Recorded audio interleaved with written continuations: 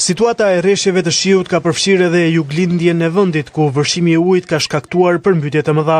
Si pasojë e rreshjeve dhe fryrjes së lumenjve në fshatin Shamoll, banorëve u janë dëmtuar banesat dhe ushqimi i dimrit për kafshët. Ata shprehen se kjo është e dyta herë brenda pak kohësh që përballen me një situatë të tillë dhe se problemit që e shkakton këtë situatë nuk i është dhënë zgjidhje.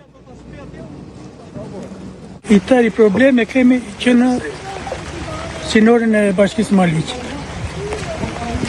Është bërë një portë e madhe atje që vaditet gjithë fusha poshtu e bashkisë Maliqit.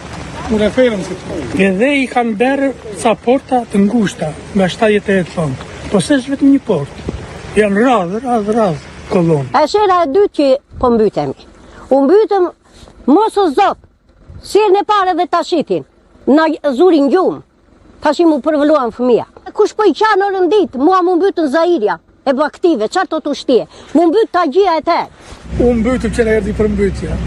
Por e këtë dojmë mos te për një pisin dengje me jonqe, një shtetit kun të lejtë grurë, edhe shpia kompletë.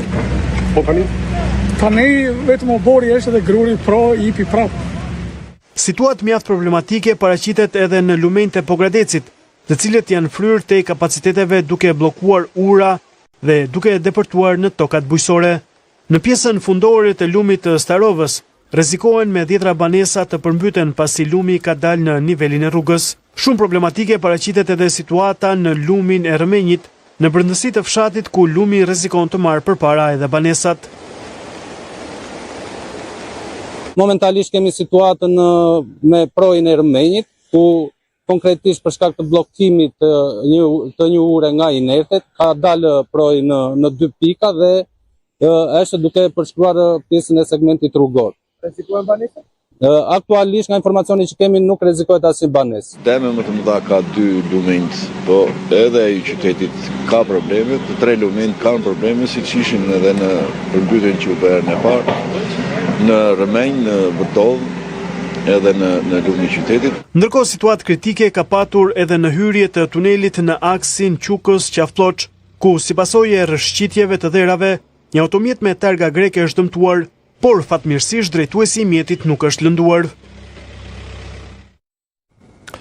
Edhe pse vendi po përballet me përmbytje dhe disa familje janë evakuuar nga banesat e tyre, kryeministri Edi Rama zgjodhi që të mos flas për situatën, por të bëjë politikë me opozitën. Me anë të një postimi në rrjetet sociale, ai ironizoi se nuk e kupton se pse nuk po fajsojnë atë, qeverinë apo qoftë edhe Bashkinë e Durrësit, për rreshjet mbytëse të këtyre ditëve në Itali, Greqi, Malizi dhe Kroaci.